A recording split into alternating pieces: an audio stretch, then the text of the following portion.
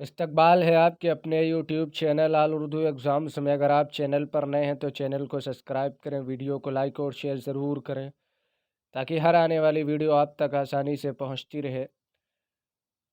تو آج ہم پڑھیں گے حمد، نعت اور منقبت قصیدے کے بارے میں، یعنی ان کی مختصر تعریف کس کو کہتے ہیں۔ تو سب سے پہلے حمد کے بارے میں جان لیتے ہیں کہ حمد کی کیا تعریف ہے، حمد کس کو کہیں گے۔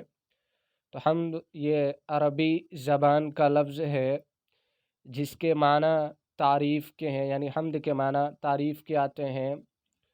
حمد وہ اشعار یا وہ نظم ہے جس میں خدا تعالیٰ کی حمد و ثنا، یعنی تعریف و توصیف اور اس کی نعمتوں کا شکر ادا کیا جائے۔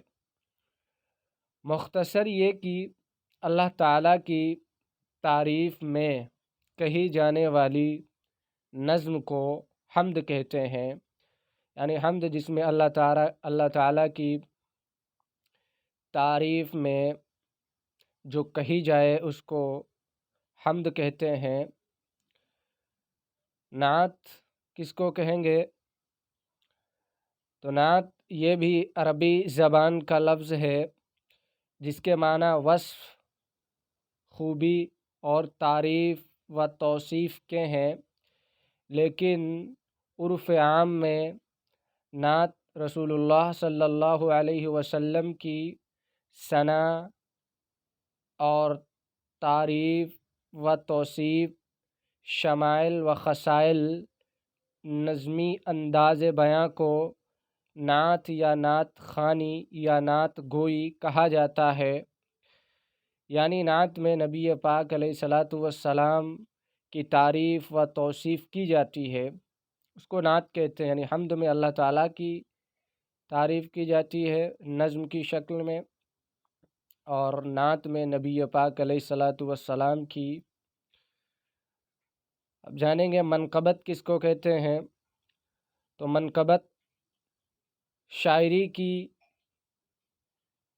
ایک ایسی صنف کو کہا جاتا ہے جس میں حضرت علی رضی اللہ تعالی عنہ اور دیگر ائمہ کرام کی مدح کی جائے، یہ منقبت کی تعریف ہو گئی۔ لیکن اردو میں خلفائے راشدین اور دیگر بزرگان دین کی مدح میں بھی منقبتیں، یہ منقبتیں لکھا ہوا ہے، منقبتیں کہی گئی ہیں۔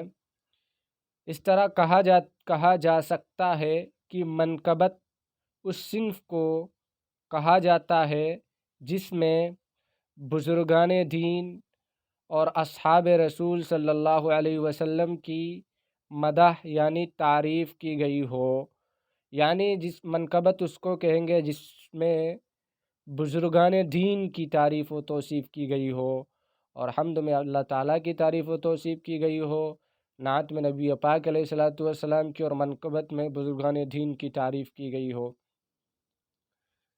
قصیدے کے بارے میں ہم پڑھتے ہی آ رہے ہیں تو لہٰذا اس کے بارے میں ہم نے کم ہی لکھا ہے۔